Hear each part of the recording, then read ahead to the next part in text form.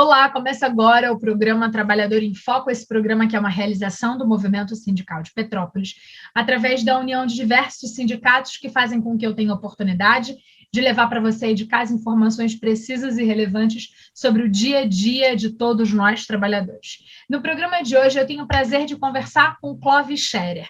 Ele é economista e técnico do DIEESE, e a gente vai falar sobre imposto de renda. Afinal de contas, é a classe média e os trabalhadores formais que são os mais prejudicados com a tabela, e a gente vai tentar entender um pouquinho, afinal de contas, o que é essa tabela. Seja muito bem-vindo, Clóvis, prazer conversar com você. Obrigado, o prazer é meu. Vamos começar entendendo o que são as nossas classes, para a gente chegar para falar, afinal de contas, é a classe média que mais sofre com imposto de renda. Queria que você rapidamente falasse para a gente como é que é, em via de regra, por alguns dos pesquisadores do Brasil, essa separação entre as classes. Olha, no Brasil, existem inúmeras definições de classe de renda, né? Quando a gente está falando aí de classe baixa, classe média e classe alta, né? Os três grandes grupos, é basicamente uma definição de renda. Muitos especialistas também agregam outros critérios para enquadrar a população nesses três grupos, como, por exemplo, a qualidade da moradia, o acesso a bens de consumo, grau de escolaridade, uma série de itens, né? Mas varia muito a classificação, isso é muito polêmico também, porque alguns pesquisadores, usando seus critérios, obtêm um retrato da sociedade que outros já discordam, né? Então, mas basicamente a gente pode caracterizar o país como um país que tem uma grande classe de renda baixa, né? O nosso salário médio no Brasil hoje deve estar girando em torno de R$ 3.000, né? O salário médio da população. Nós podemos ter aí uma população, metade da população recebendo menos do que 2 salários mínimos, e nós temos também um pequeníssimo grupo de pessoas de renda muito alta, né? Mas que concentram uma fatia muito grande da renda nacional. Então, nós temos assim uma grande classe baixa, uma classe média, que no Brasil, que comparativamente a outros países, é relativamente pequena, mas nós temos uma classe alta, e isso é muito importante para a discussão que a gente vai fazer, que apesar de ser pequena, ela tem recebe, né, ela se apropria de uma parcela muito grande da renda nacional. Então, esse desequilíbrio de renda, todo mundo sabe, né? O Brasil é um país de renda muito concentrada, e essa renda se distribui nesses três grupos dessa maneira como eu descrevi. Tá? Perfeito. Então, na verdade, a gente já entendeu que esses números, que a gente divide as classes em 3 classes, a gente está falando aí da classe baixa, que é a maior parte das pessoas, em que entram o que a gente chama de pobre, o que a gente socialmente chama de vulnerável e o que a gente socialmente chama de risco social, né? Que muitas das vezes a gente aqui no programa aborda pautas em que a gente fala assim, as pessoas em vulnerabilidade, as pessoas em risco social que a gente está falando que está ali passando fome e tal. Então, lá dentro do classe baixa, a gente ainda poderia separar nesses outros pequenos grupos, né? O pobre, mas aquele que é trabalhador ou não, mas que consegue suprir as necessidades básicas, o que está ali no meio do caminho e ainda aquele que está na faixa da inanição, digamos assim.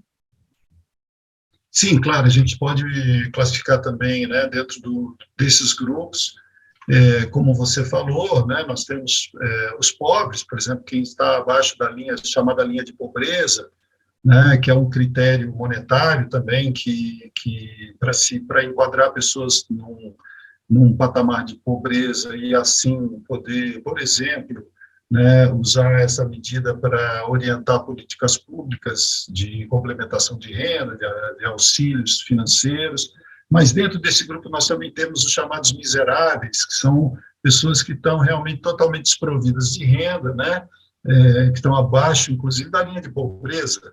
E você usou um conceito importante, que é o de vulnerabilidade, que talvez é transversal também a esses grupos populacionais, e inclusive pode atingir, pode ser aplicado, né?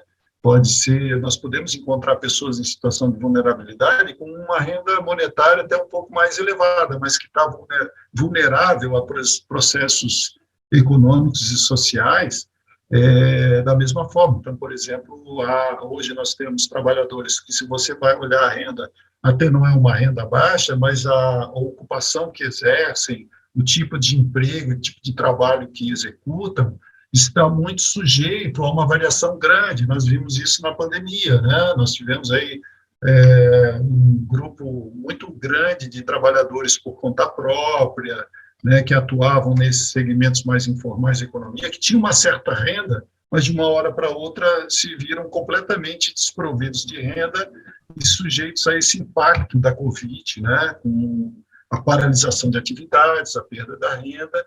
Portanto, isso é uma situação bastante vulnerável que a gente vê, mesmo em estratos de renda mais elevados da população. Muito legal.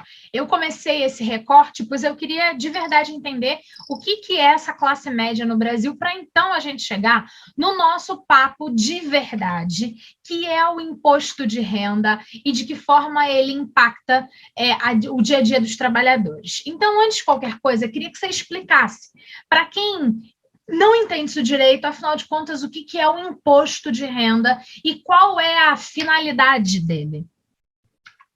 Então, o imposto de renda, esse nome que é dado, é porque o imposto ele incide sobre uma base, né, que é a base de incidência, que é a renda da pessoa, ou a renda da pessoa física, né, nós, e também da pessoa jurídica, das empresas. Então, é o imposto que é tributado conforme a renda da pessoa ou a renda da empresa, né?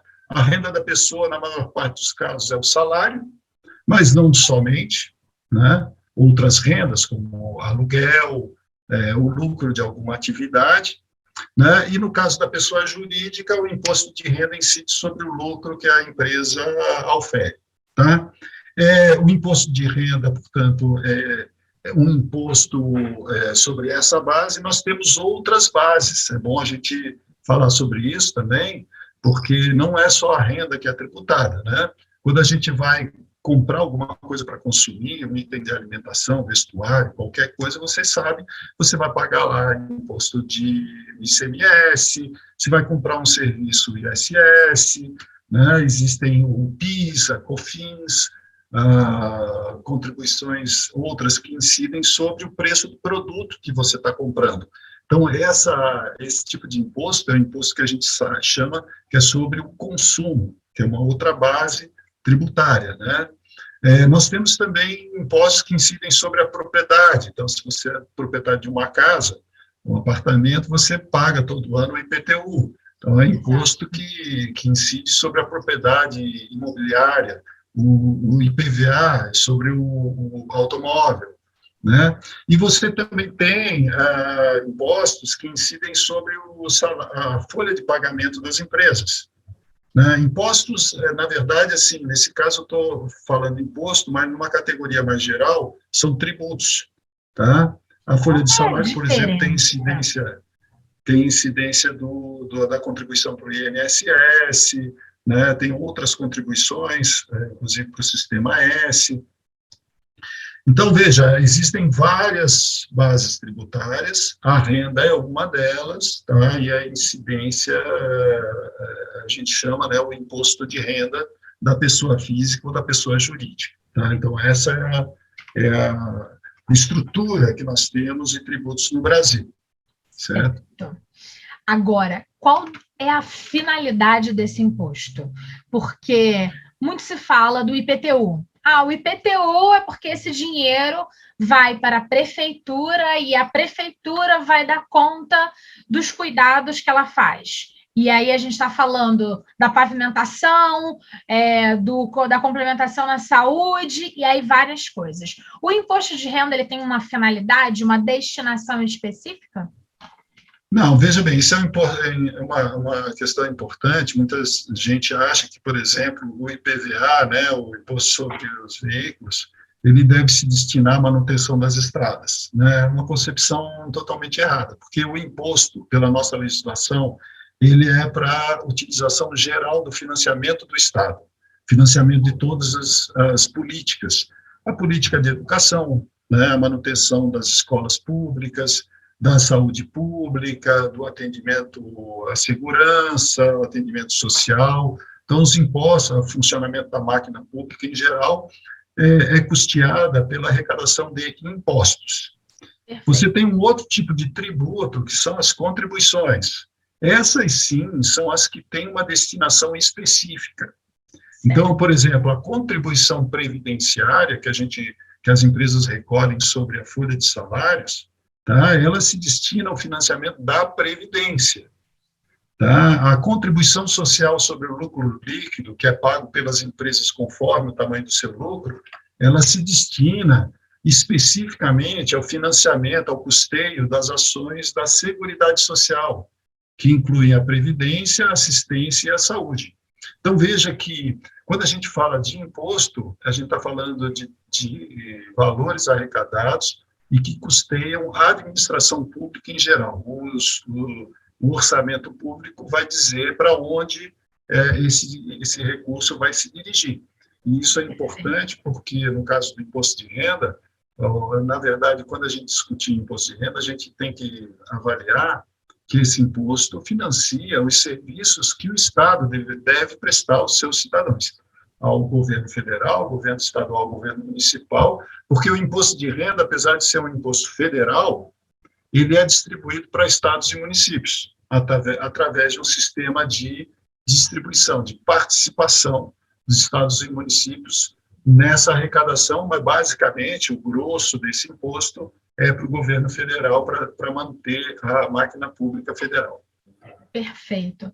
E aí, eu queria entender como é que é feito esse pagamento. Afinal de contas, como é que esse dinheiro sai do trabalhador para pagar o que a gente fica lá, o imposto de renda?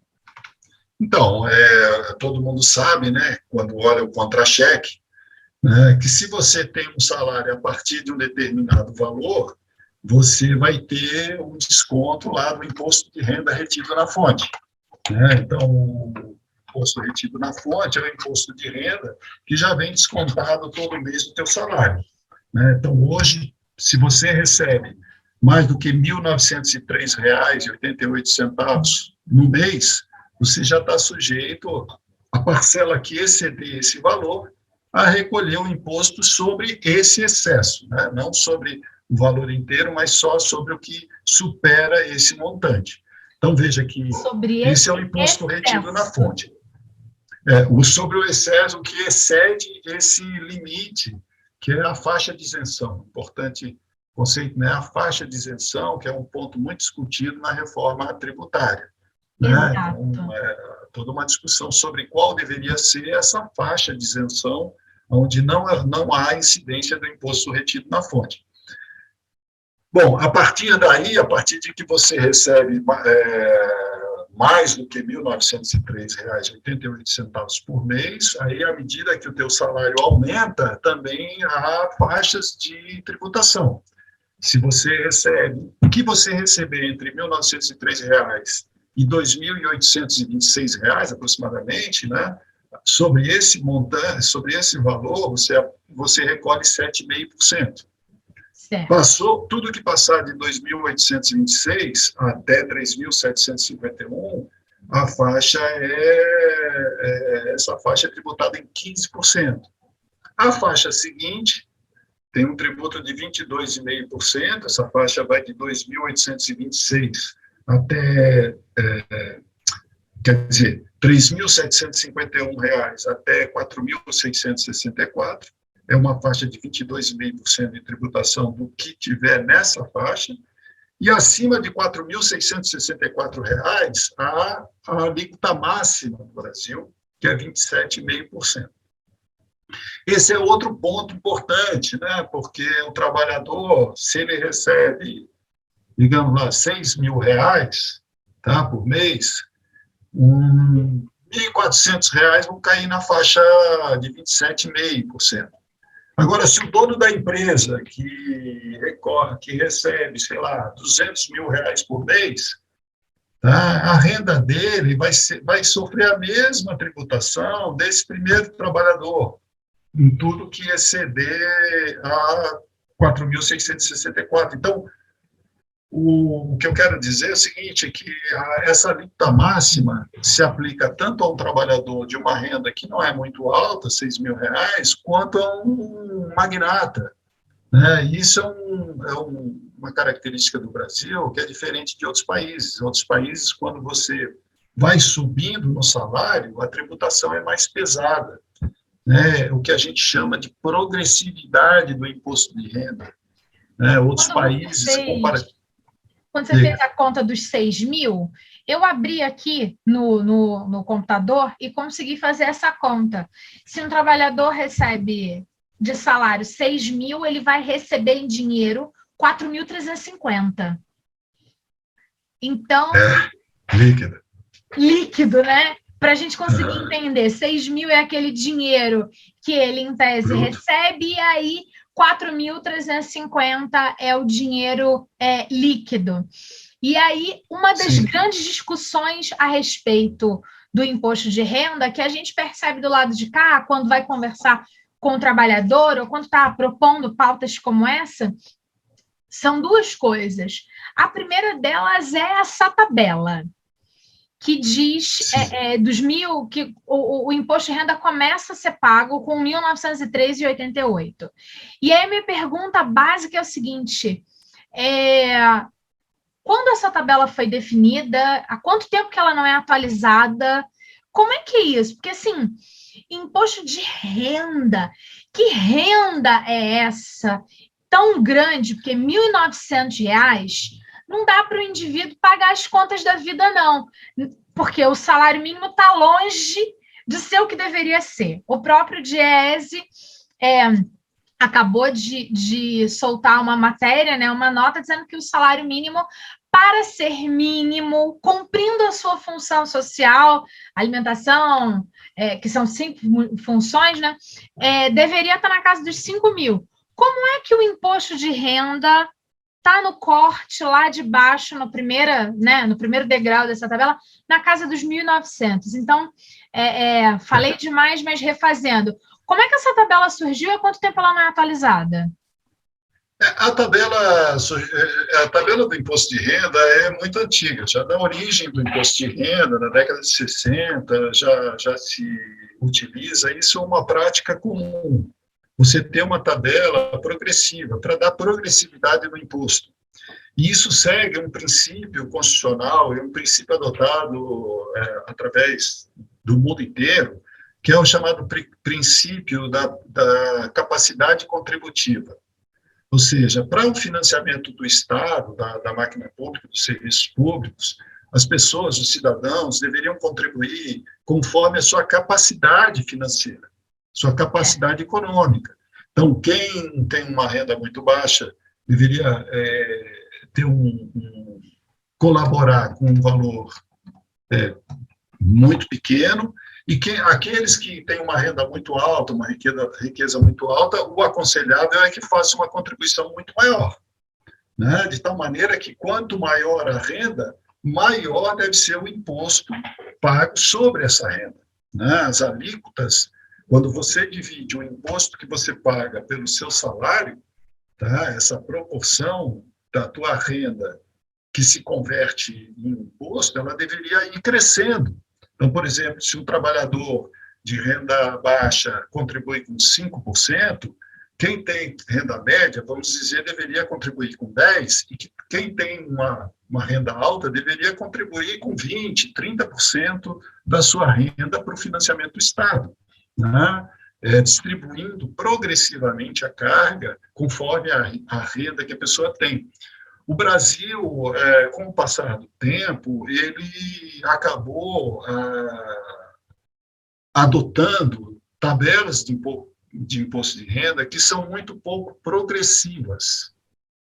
O que isso quer dizer? Quer dizer, esse exemplo que eu estava dizendo, Se o sujeito tem um salário acima de 4.664, ele vai pagar a mesma alíquota de imposto, seja ele um trabalhador modesto, de renda média baixa, ou um assalariado de alta remuneração, altíssima remuneração, ou mesmo um capitalista, né? Ou um capitalista que tem uma renda muito elevada, ele vai pagar a mesma alíquota marginal, que a gente chama a última alíquota da tabela. Em outros países, por exemplo, na Europa, é comum você encontrar as alíquotas máximas na faixa dos 40%, até acima disso, 42%, 45%. No passado, inclusive, nos Estados Unidos, a alíquota mais alta do imposto de renda chegava a 80%, para as rendas muito altas.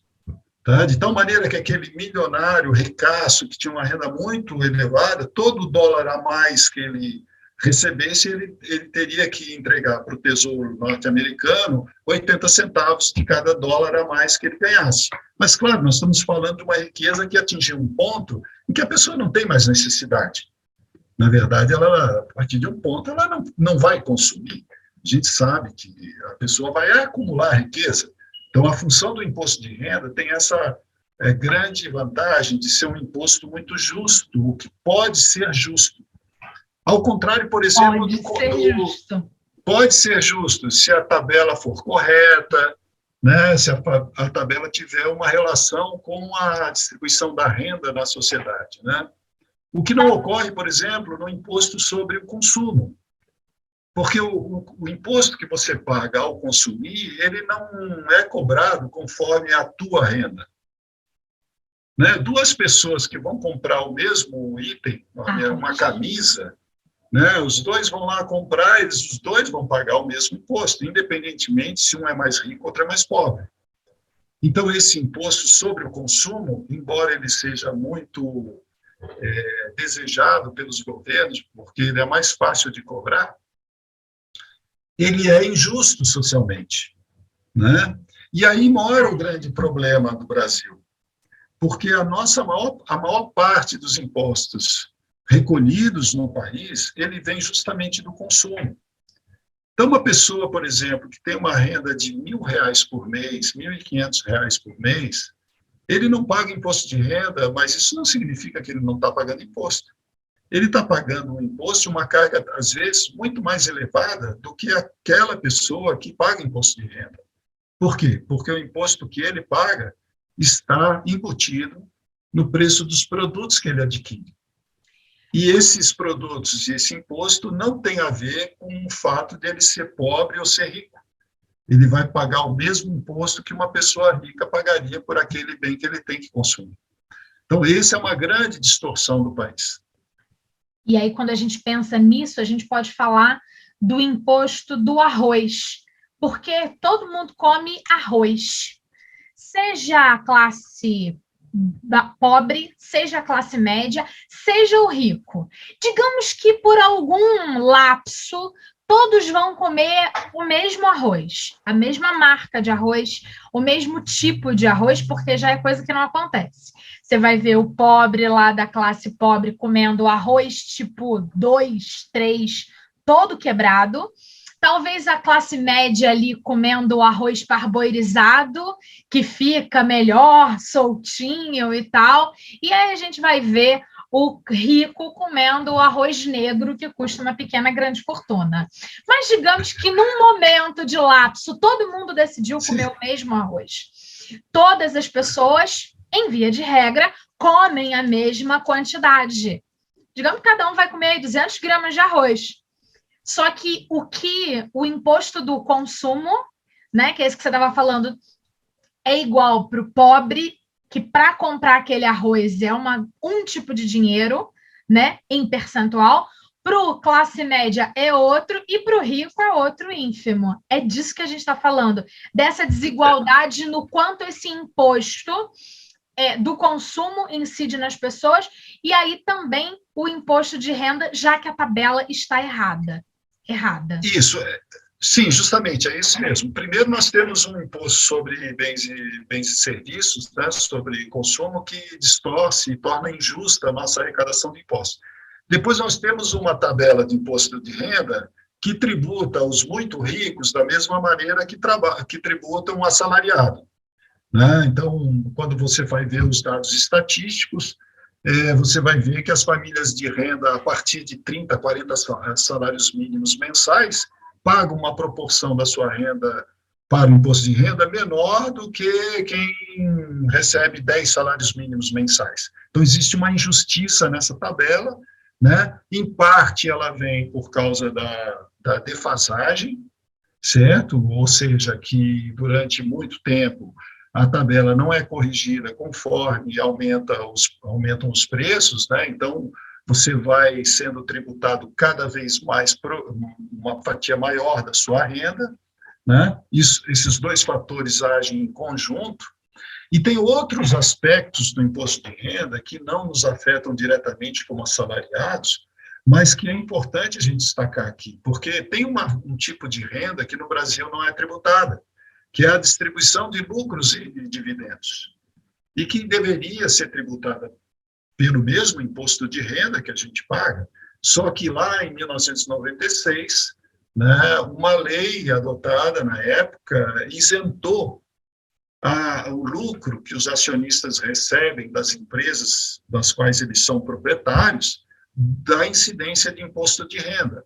Então, quem tem ações de uma empresa, e todo ano agora o Itaú mesmo, né, divulgou aí uma nova cifra de lucros de quase 25 bilhões de reais, esse lucro, ao ser distribuído aos acionistas, ele não vai ter imposto de renda, e não vai ser por essa tabela de imposto de renda, né? Então, ou seja, essa tabela de imposto de renda não se aplica ao lucro distribuído. Então, existe uma outra questão muito importante em debate hoje no Brasil, é voltar a cobrar imposto da distribuição dos lucros e dividendos que são distribuídos aos acionistas, de tal maneira que o equilíbrio no financiamento do Estado se distribua de forma mais justa entre os assalariados, que têm o imposto de renda já descontado na fonte, e os acionistas das empresas, que são isentos do imposto de renda quando recebem esse lucro distribuído. Então, esse é um outro aspecto. Nós temos outros também, porque, na verdade, assim, se você for olhar o imposto que incide sobre heranças, sobre as grandes propriedades urbanas e rurais, esse imposto é muito baixo.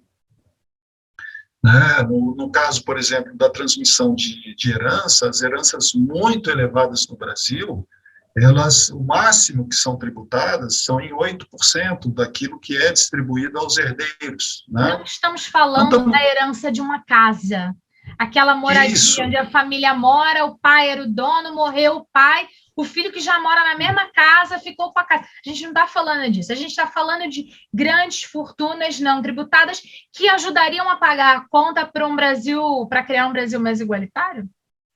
Sim, isso mesmo. Nós não estamos falando daquela pequena herança que é deixada do bem familiar, né? Daquela coisa que, enfim, de valores baixos. Nós estamos falando, por exemplo, quando um grande empresário ou um financista deixa uma fortuna para sua família, para os seus filhos, né?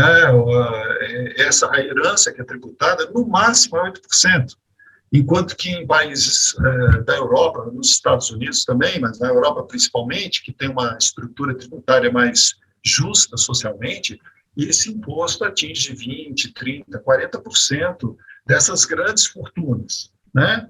É claro que a gente aí é uma coisa progressiva também, né? Esse princípio da progressividade que você tem que adotar e que nós precisaríamos adotar aqui no Brasil também, até para isso que você falou, para tornar o sistema mais justo, menos alimentador da desigualdade, porque, na verdade, a nossa estrutura tributária, esse conjunto de regras que vai muito além do imposto de renda, ele acaba sendo um fator de agravamento de uma concentração da renda e da riqueza, que já vem também de outros mecanismos, não é só o imposto, mas o imposto acaba acentuando esse processo, né?